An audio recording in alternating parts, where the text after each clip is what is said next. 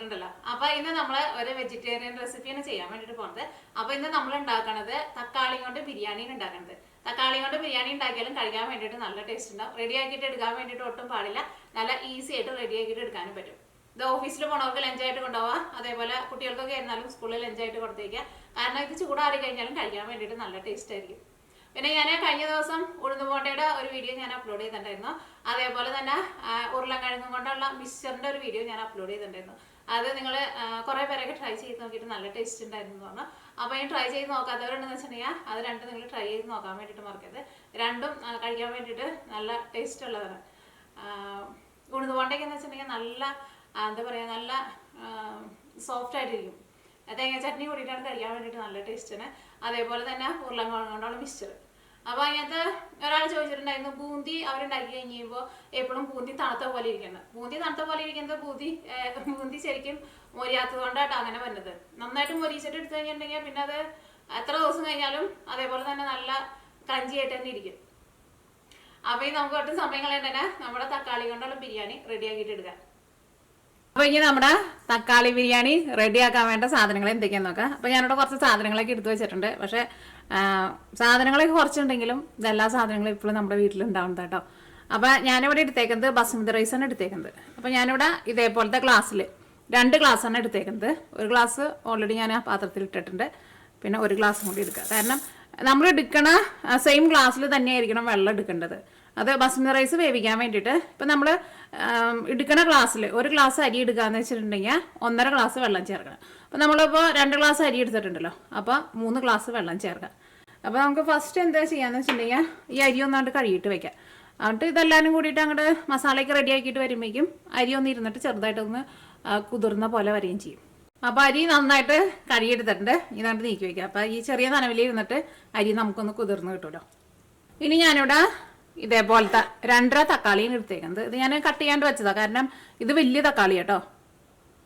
അപ്പോൾ ഇതേപോലത്തെ 2.5 തക്കാളിയാണ് എടുത്തേക്കുന്നത്. കാരണം നമ്മുടെ നാട്ടിൽ കിട്ടുന്ന തക്കാളി ചെറിയ തക്കാളി ആയിരിക്കുമല്ലോ. അപ്പോൾ നിങ്ങൾ അതനുസരിച്ചിട്ട് ഇടുക. എനിക്ക് തോന്നുന്നു ചെറിയ തക്കാളിക്കാന്ന് വെച്ചിട്ടുണ്ടെങ്കിൽ ഒരു 5 തക്കാളി വേണ്ടി വരും. അത് കഴിഞ്ഞിട്ട് നമ്മൾ ഇതിലേക്ക് ഒരു മസാല ഉണ്ടാക്കും. അപ്പോൾ മസാല ഉണ്ടാക്കാൻ വേണ്ടിയിട്ട് ഫസ്റ്റ് നമ്മൾ ഓയിലിലേക്ക് മുഴുവനായിട്ടുള്ള മസാല ചേർക്കാം. അപ്പോൾ ഞാനിവിടെ ഇതേപോലത്തെ 2 കറുകപ്പട്ട എടുത്തിട്ടുണ്ട്. ഇത് ഒരുപാട് വലിയ കനമുള്ള പീസല്ല കേട്ടോ. അപ്പോൾ നിങ്ങൾ അതനുസരിച്ചിട്ട് എടുക്കുക. അത്യാവശ്യം വലിയൊരു പീസ് എടുക്കുക കറുകപ്പട്ട. പിന്നെ ഒരു തക്കോലം എടുത്തിട്ടുണ്ട്. തക്കോലം എന്ന് വെച്ചിട്ടുണ്ടെങ്കിൽ ഇതേപോലെ ഇങ്ങനെ സ്റ്റാർ ആയിട്ട് ഇരിക്കുന്നില്ലേ, അത് ഒരെണ്ണം ചേർക്കാം. പിന്നെ 2 ഏലക്കായ, പിന്നെ ഒരു 10 കരയാമ്പൂ എടുത്തിട്ടുണ്ട്. കരയാമ്പൂ കുറച്ച് കൂടുതൽ ചേർക്കാം. അപ്പോൾ നമ്മുടെ ബിരിയാണിക്ക് നല്ലൊരു സ്മെല്ലും. പിന്നെ ഞാനിവിടെ കുറച്ച് കശുവണ്ടി എടുത്തിട്ടുണ്ട്. അപ്പോൾ കശുവണ്ടി ഇങ്ങനെ എടുത്ത് ഇല്ലയെന്ന് വെച്ചിട്ടുണ്ടെങ്കിൽ ചേർത്തിനും കുഴപ്പമില്ല. പക്ഷേ കശുവണ്ടി ഒക്കെ കടിക്കുമ്പോൾ എല്ലാവർക്കും നല്ല ഇഷ്ടമായിരിക്കുമല്ലോ. അപ്പോൾ ഉണ്ടെന്ന് വെച്ചിട്ടുണ്ടെങ്കിൽ അതും കൂടിയിട്ട് ചേർക്കാം. പിന്നെ ഞാനിവിടെ ഇതേപോലത്തെ 2 വലിയ പച്ചമുളക് എടുത്തിട്ടുണ്ട്. അല്ലെങ്കിൽ പച്ചമുളക് നിങ്ങളുടെ എരിവിനനുസരിച്ചിട്ട് ചേർക്കാം.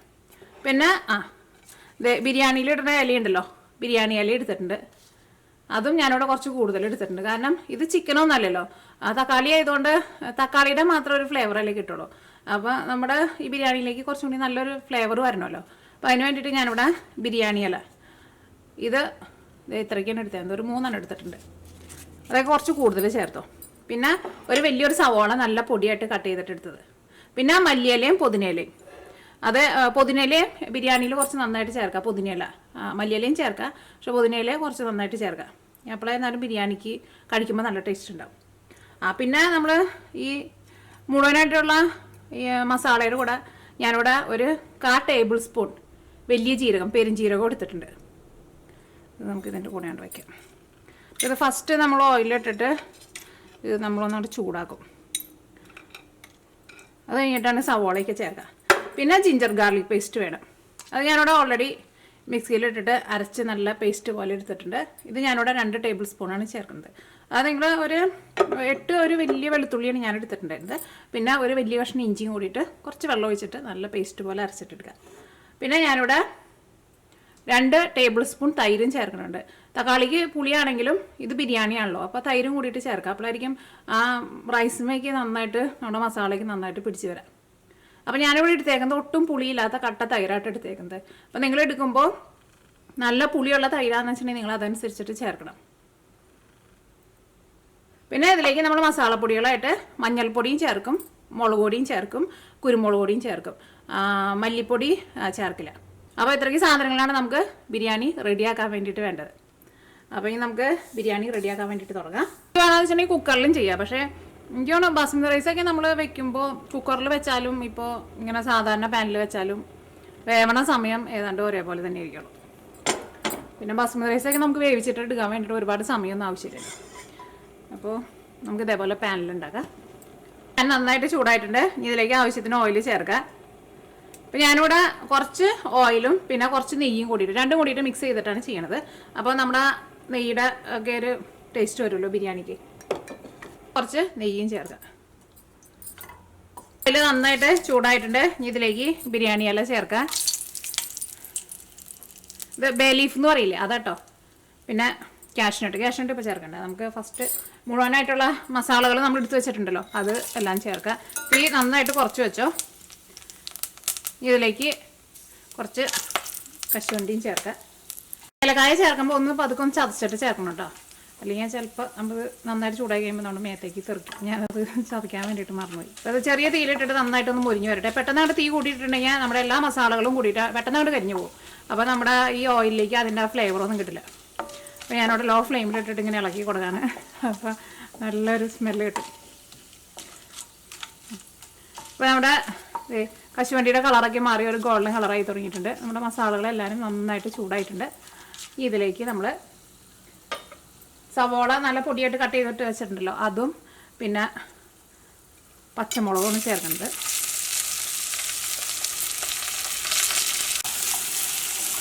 ഇതെല്ലാം കൂടിയിട്ട് നന്നായിട്ടൊന്ന് വഴറ്റിയിട്ട് എടുക്കുക. സവാള മുരിഞ്ഞിട്ട് നല്ലൊരു ഗോൾഡൻ കളറാവാൻ വേണ്ടിയിട്ട് നിൽക്കണ്ട. അതിലേക്ക് നന്നായിട്ട് വളർന്നിട്ടുണ്ട്. സവാളയ്ക്ക് നല്ല സോഫ്റ്റ് ആയിട്ട് വന്നിട്ടുണ്ട്. ഇതിലേക്ക് നമുക്ക് മസാലപ്പൊടികൾ ചേർക്കാം. തീ ഒരുപാട് കൂട്ടി വയ്ക്കേണ്ട. തീ ചെറുതായിട്ട് കുറച്ച് വയ്ക്കുക. ഞാനിതിലേക്ക് ഫസ്റ്റ് മഞ്ഞൾപ്പൊടിയാണ് ചേർക്കുന്നത്. മഞ്ഞൾപ്പൊടി ഞാനിതിലേക്ക് 1/2 ടേബിൾ സ്പൂണാണ് ചേർക്കുന്നത്. ഈ മഞ്ഞൾപ്പൊടി ഇതിനകത്ത് കിടന്നിട്ട് നന്നായിട്ട് മൊരിയട്ടെ. അപ്പോൾ നമ്മുടെ മഞ്ഞൾപ്പൊടിയും ഇതിനകത്ത് കിടന്നിട്ട് നന്നായിട്ട് മൊരിഞ്ഞിട്ടുണ്ട്. ഇതിലേക്ക് മുളക് പൊടി ചേർക്കാം. മുളക് പൊടി ഞാനിതിലേക്ക് 1/2 ടേബിൾ സ്പൂണാണ് ചേർക്കുന്നത്. അപ്പോൾ നിങ്ങൾക്ക് എരിവ് കൂടുതൽ വേണമെന്ന് വെച്ചിട്ടുണ്ടെങ്കിൽ നിങ്ങൾ അതനുസരിച്ചിട്ട് പച്ചമുളക് കൂടുതൽ ചേർത്തോ. മുളക് പൊടി ഇത്രയ്ക്ക് ചേർത്താൽ മതി. ഇതിലേക്ക് നമുക്ക് കുരുമുളക് പൊടിയും ചേർക്കാം. കുരുമുളക് പൊടി ഞാനിതിലേക്ക് 1/4 ടേബിൾ സ്പൂണാണ് ചേർക്കുന്നത്. മുളക് പൊടിയുടെ ആ ഫ്ലേവറും കൂടിയിട്ട് വരുമ്പോൾ നല്ല ടേസ്റ്റ് ഉണ്ടാവും. അപ്പോൾ ഇനി ഇതെല്ലാം കൂടിയിട്ട് നന്നായിട്ട് മൊരിയിട്ട് തീ നന്നായിട്ട് കുറച്ച് വയ്ക്കാം. എല്ലാം നന്നായിട്ട് മൊരിഞ്ഞിട്ടുണ്ട്. ഇനി ഇതിലേക്ക് നമുക്ക് തക്കാളി ചേർക്കാം. ഇനി ഇതിലേക്ക് ഞാനിവിടെ ഇതേപോലത്തെ പച്ചപ്പട്ടാണിയും കൂടിയിട്ട് ചേർക്കുന്നുണ്ട്. ഫ്രോസൺ പീസ് ഉണ്ടല്ലോ അതും കൂടിയിട്ട് ചേർക്കുന്നുണ്ട്. ഇത് നിങ്ങൾക്ക് വേണമെന്ന് വെച്ചിട്ടുണ്ടെങ്കിൽ മാത്രം ചേർത്താൽ മതി. അപ്പോൾ ഇത് ഞാനിവിടെ ഇത്രയ്ക്കാണ് ചേർക്കുന്നത്. ഒരുപാട് ചേർക്കണ്ട. ഈ തീ നന്നായിട്ട് കൂട്ടി വയ്ക്കാം. ഇനി ഇതിലേക്ക് കുറച്ച് മല്ലിയിലയും പുതിനയിലയും ചേർക്കാം. ഇതെല്ലാം കൂടിയിട്ട് മിക്സ് ചെയ്ത് കഴിഞ്ഞിട്ട് ഒരു മീഡിയം ഫ്ലെയിമിൽ വെച്ചിട്ട് മൂടി വയ്ക്കാം. തക്കാളി നന്നായിട്ട് വെന്തുടഞ്ഞ് നല്ല പേസ്റ്റ് പോലെ ആയിട്ട് വേണം നമുക്ക് ഇതിലേക്ക് അരി ചേർക്കാൻ വേണ്ടിയിട്ട്. അപ്പോൾ നമ്മൾ തക്കാളി ചേർത്തിട്ട് തക്കാളി നന്നായിട്ട് വെന്ത് ഉടഞ്ഞ് വരാൻ വേണ്ടിയിട്ട് മൂടി വെച്ചേക്കായിരുന്നു. പക്ഷേ നമ്മളൊരു സാധനം ചേർക്കാൻ വേണ്ടിയിട്ട് മറന്നുപോയി. നമ്മൾ ജിഞ്ചർ ഗാർലിക് പേസ്റ്റ് നമ്മൾ ചേർത്തില്ലല്ലോ. അപ്പോൾ ഇനി ഇപ്പോൾ നമുക്കൊന്നും ചെയ്യാൻ വേണ്ടിയിട്ട് പറ്റില്ല. അപ്പോൾ നമുക്ക് എന്താ ചെയ്യാന്ന് വെച്ചിട്ടുണ്ടെങ്കിൽ സെപ്പറേറ്റ് അതിനൊന്ന് മുരിച്ചിട്ട് നമുക്ക് അതിലേക്ക് ചേർക്കാം. ജിഞ്ചർ ഗാർലിക് പേസ്റ്റ് എപ്പോഴാണ് ചേർക്കേണ്ടതെന്ന് വെച്ചിട്ടുണ്ടെങ്കിൽ ഇതേപോലെ സെപ്പറേറ്റ് ആയിട്ടല്ല കേട്ടോ ചേർക്കേണ്ടത്. നമ്മൾ സവാള ചേർത്ത് കഴിഞ്ഞിട്ട് സവാള ഒന്ന് നന്നായിട്ടൊന്ന് വന്നു കഴിയുമ്പോൾ നിങ്ങൾ ജിഞ്ചർ ഗാർലിക് പേസ്റ്റ് ചേർക്കാം. അപ്പോൾ ഞാനത് അങ്ങോട്ട് അരച്ച വഴിക്ക് ജാറ് അങ്ങോട്ട് നീക്കി വെച്ചേക്കായിരുന്നു. കാര്യം അങ്ങോട്ട് മറന്നുപോയി. നമ്മുടെ ജിഞ്ചർ ഗാർലിക് പേസ്റ്റ് ഞാനത് കിടന്നിട്ട് മുരിഞ്ഞിട്ടുണ്ട്. ഞാനത്തെ ഓയിലേക്ക് ഒന്ന് തെളിഞ്ഞ് വന്നിട്ടുണ്ട്. ആ പച്ച സ്മെല്ല് പോയിട്ടുണ്ട്. അപ്പോൾ ഇനി ഇത് ഞാനിവിടെ നമ്മുടെ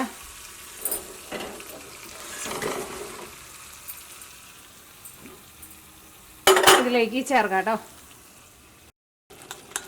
അപ്പോൾ ഇനി നമ്മുടെ തക്കാളി വെന്ത് നല്ല പേസ്റ്റ് പോലെ വരട്ടെ. തക്കാളി ഓൾറെഡി ഉടഞ്ഞിട്ടുണ്ട്. ഒന്നുകൂടി നന്നായിട്ടൊന്ന് പേസ്റ്റ് ആവട്ടെ.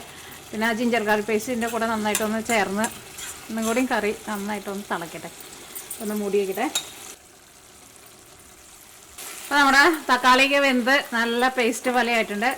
സവാള ചേർത്ത് കഴിഞ്ഞിട്ട് ജിഞ്ചർ ഗാർലിക് പേസ്റ്റ് ചേർക്കാൻ വേണ്ടിയിട്ട് മറക്കരുത് കേട്ടോ. ഇതിലേക്ക് ഞാനിവിടെ 2 ടേബിൾ സ്പൂൺ തൈര് എടുത്ത് വെച്ചിട്ടുണ്ടല്ലോ. 2 ടേബിൾ സ്പൂൺ തൈരാണ് ചേർക്കുന്നത്. അപ്പോൾ നല്ല പുളിയുള്ള തൈരാന്ന് വെച്ചിട്ടുണ്ടെങ്കിൽ നിങ്ങൾ അതനുസരിച്ചിട്ട് ചേർക്കണം. കാരണം ബിരിയാണി ആകുമ്പോൾ തൈരും കൂടിയിട്ടൊന്ന് ചേർക്കണം. അപ്പോഴായിരിക്കും നമുക്ക് ആ ബിരിയാണിയുടെ ഒക്കെ ഒരു ടേസ്റ്റൊക്കെ വരാം. അല്ലെങ്കിൽ നമ്മൾ ഈ തക്കാളി ചോറ് ഉണ്ടാക്കുന്ന ഒരു ഫ്ലേവറിലേക്ക് പോകും. ഈ തൈര് ചേർത്ത് കഴിഞ്ഞിട്ട് ഇതേപോലെ ഒന്ന് നന്നായിട്ടൊന്ന് ഇളക്കി കൊടുക്കുക. നമ്മുടെ ഈ മസാല ഒന്ന് നന്നായിട്ടൊന്ന് തിളച്ചോട്ടെ. ഞാൻ എൻ്റെ ടേസ്റ്റ് നോട്ടെ. അത്യാവശ്യം നല്ല പുളിയുണ്ട്. പക്ഷെ ഞങ്ങൾക്ക് ഇവിടെ കിട്ടുന്ന തക്കാളിക്ക് അത്രയ്ക്ക് അധികം പുളിയില്ല കേട്ടോ. അപ്പോൾ നമ്മുടെ നാട്ടിലെ തക്കാളിക്കൊക്കെ ചിലപ്പോൾ നല്ല പുളി ഉണ്ടാവുമല്ലോ. അപ്പോൾ നിങ്ങളതനുസരിച്ചിട്ട് നമ്മൾ സ്ഥിരം ഉപയോഗിക്കുന്ന തക്കാളി കഴിക്കുമ്പോൾ നിങ്ങൾക്ക് അറിയാമല്ലോ. അപ്പോൾ നിങ്ങളതനുസരിച്ചിട്ട് തക്കാളി ചേർക്കണം. ഇതിപ്പോൾ പുളിയൊക്കെ നല്ല കറക്റ്റ് പാകമായിട്ടുണ്ട്. ഒരുപാട് അങ്ങനെ ഭയങ്കര പുളി എന്ന് പറയാൻ വേണ്ടിയിട്ട് പറ്റില്ല. ഉപ്പൊക്കെ ആയിരുന്നാലും നല്ല കറക്റ്റ് പാകമായിട്ടുണ്ട്. കാരണം ഉപ്പ് നിങ്ങൾ നോക്കണം.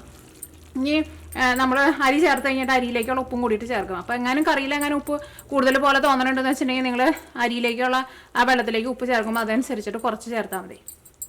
ഇനി ഇതിലേക്ക് നമ്മൾ ആ കഴുകി വെച്ചേക്കണ ബസ്മതി റൈസ് ഉണ്ടല്ലോ, ആ ബസ്മതി റൈസാണ് ചേർക്കാൻ വേണ്ടിയിട്ട് പോകുന്നത്. ഇപ്പോൾ നമ്മൾ ആ കഴുകി വാരി വെച്ചിട്ട് ഇപ്പോൾ ഇച്ചിരി നേരമായിട്ടുണ്ടല്ലോ. അപ്പോൾ അരി ആയിരുന്നാലും ഒന്ന് ഇരുന്നിട്ട് ഒന്ന് കുതിർന്നിട്ടുണ്ട്. ഇത് ഇങ്ങനെ ഇടുമ്പോൾ ഒട്ടും വെള്ളം, ചിലപ്പോൾ നമ്മൾ അരി കഴുകിയതിൻ്റെ വെള്ളം ഈ പാത്രത്തിൻ്റെ അടിയിലുണ്ടാവില്ല. ആ വെള്ളം ഒട്ടും ഇതിലേക്ക് നിങ്ങൾ ഒഴിക്കരുത് കേട്ടോ. കാരണം നമ്മൾ ഇനി സെപ്പറേറ്റ് വെള്ളം ചേർക്കുമ്പോൾ അല്ലെങ്കിൽ വെള്ളം കൂടിപ്പോകുമല്ലോ. അപ്പോൾ അതിലേക്ക് വെള്ളം ചേർക്കുമ്പോൾ ഞാൻ പറഞ്ഞല്ലോ, അപ്പോൾ നമ്മൾ 2 ഗ്ലാസ് അരി എടുത്ത് കഴിഞ്ഞപ്പോൾ ആ സെയിം ഗ്ലാസ്സിൽ തന്നെ 3 ഗ്ലാസ് വെള്ളം ചേർക്കുന്നത്. ഒട്ടും വെള്ളം കൂടുതൽ ചേർക്കണ്ട.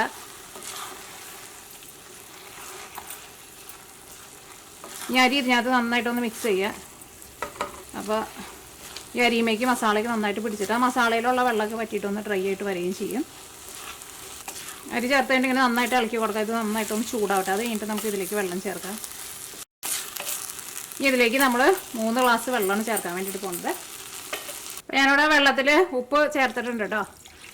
ഇനി ഇതിലേക്ക് വെള്ളം ചേർക്കാം. തീ നന്നായിട്ട് കൂട്ടി വയ്ക്കുക. ഇതിലേക്ക് കുറച്ച് മല്ലിയിലയും കുറച്ച് പുതിനയിലയും കൂടിയിട്ട് ചേർക്കുക. ഇനി നിങ്ങൾ ഇതിൻ്റെ ഒരു ടേസ്റ്റ് നോക്കിക്കോ. അപ്പോൾ ടേസ്റ്റ് നോക്കുമ്പോൾ അപ്പോൾ നമുക്ക് വെള്ളത്തിൻ്റെ ഒരു ടേസ്റ്റ് നമുക്ക് കറക്റ്റ് ഒന്നും കൂടി അറിയാൻ വേണ്ടിയിട്ട് പറ്റും. കാരണം ആ കറിയിലും കൂടിയിട്ട് ഉപ്പ് ഈ വെള്ളത്തിലേക്ക് വന്നിട്ടുണ്ടല്ലോ. ഇതിലേക്ക് കുറച്ച് മല്ലിയിലയും പുതിനയിലയും ചേർക്കുക. അത് ചേർത്ത് കഴിഞ്ഞിട്ട് ഇനി ഇളക്കണ്ട. അതിങ്ങനെ മുകളിൽ കിടന്നോട്ടെ. ഇനി നമുക്ക് മൂടി വയ്ക്കാം. ഈ അരിയുടെ വെള്ളം നന്നായിട്ട് തിളച്ച് കഴിയുമ്പോൾ തീ നന്നായിട്ട് കുറച്ച് വയ്ക്കണം. അത് പ്രത്യേകം ശ്രദ്ധിക്കുക.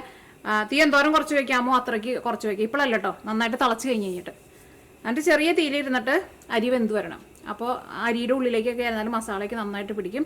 അപ്പോൾ ഈ കറക്റ്റ് ഇത്രയ്ക്ക് വെള്ളം കൊണ്ട് നമ്മുടെ ബസ്മതി റൈസ് ഒട്ടും വെന്ത് കുഴഞ്ഞു പോകാണ്ട് നല്ല കറക്റ്റ് പാകത്തിന് വെന്ത് കിട്ടും. അപ്പോൾ നന്നായിട്ടൊന്ന് തിളക്കട്ടെ. അപ്പോൾ നമ്മുടെ തക്കാളി ബിരിയാണി ചോറ് റെഡി ആയിട്ടുണ്ട്.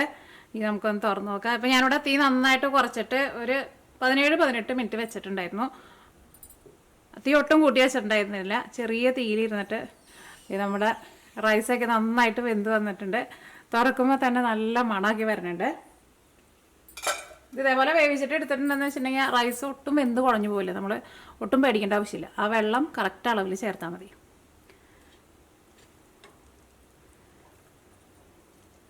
നമ്മുടെ റൈസൊക്കെ കണ്ട ഒട്ടും അടിയിലും പിടിക്കില്ല. തീ എങ്ങാനും കൂട്ടി വെച്ചിട്ടുണ്ടെങ്കിൽ നമ്മൾ ഈ റൈസ് വേവിക്കാൻ വേണ്ടിയിട്ട് ചേർക്കണം. വെള്ളമൊക്കെ പെട്ടെന്നായിട്ട് പറ്റി പോവും. പിന്നെ അടിയിലേക്ക് പിടിക്കും. അപ്പോൾ നമുക്ക് ഏറ്റവും അടിയിൽ നിന്നൊന്ന് നോക്കാം. അടിയിലായിരുന്നാലും കണ്ട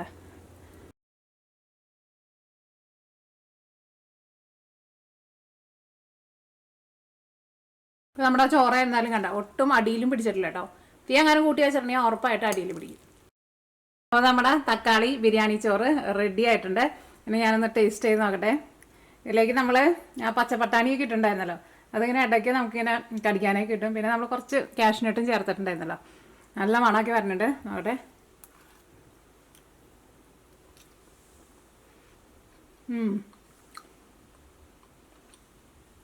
റൈസൊക്കെ നല്ല കറക്റ്റ് പാകത്തിന് വെന്തിട്ടുണ്ട്. നല്ലൊരു ഫ്ലേവർ ഉണ്ട് കേട്ടോ. ഇതിലേക്ക് നമ്മൾ തക്കാളി മാത്രം ചേർക്കണത് കൊണ്ട് തന്നെ മസാലകളൊക്കെ കുറച്ച് നന്നായിട്ട് ചേർത്തിട്ടുണ്ടായിരുന്നു. കറിയാമ്പോ കുറച്ച് നന്നായിട്ട് ചേർത്തിട്ടുണ്ടായിരുന്നു. അതിൻ്റെയൊക്കെ നല്ലൊരു ഫ്ലേവർ ഉണ്ട്. പിന്നെ പുതിനയില നന്നായിട്ട് ഇടണം കേട്ടോ. മല്ലിയില കുറച്ചിട്ടിട്ട് പുതിനയില കൂടുതലിടാം. അപ്പോൾ നല്ല ടേസ്റ്റ് ആയിരിക്കും. ഇടയ്ക്ക് ആ പട്ടാണിയും കടിക്കാൻ വേണ്ടിയിട്ട് കിട്ടിയിട്ടുണ്ടായിരുന്നു. ഇതിന് പ്രത്യേകിച്ച് വേറെ കറികളൊന്നും ആവശ്യമൊന്നുമില്ല. ഇതേപോലെ ഇങ്ങനെ സ്പൂൺ കൊണ്ട് ഇങ്ങനെ കോരി കഴിക്കുക. അപ്പോൾ നല്ല ടേസ്റ്റ് ആയിരിക്കും. ഇതേപോലെ ഇങ്ങനെ സ്പൂണും കൊണ്ട് ഇങ്ങനെ കോരി കഴിക്കുക, അല്ലെങ്കിൽ കൈ കൊണ്ടാണെങ്കിലും കഴിക്കുക. അത് കഴിക്കാൻ വേണ്ടിയിട്ട് വേറെ പ്രത്യേകിച്ച് കറികളൊന്നും ആവശ്യമില്ല. അപ്പോൾ പട്ടാണി ഓടിപ്പോയി. അപ്പോൾ നിങ്ങളെല്ലാവരും ട്രൈ ചെയ്ത് നോക്കാം. ട്രൈ ചെയ്ത് നോക്കിയിട്ട് ഫീഡ്ബാക്ക് പറയാൻ വേണ്ടിയിട്ട് മറക്കരുത്. അപ്പോൾ ഞാൻ ഇതും കൂടി കഴിച്ച് കഴിഞ്ഞിട്ട് ക്യാമറ ഓഫ് ചെയ്യാം.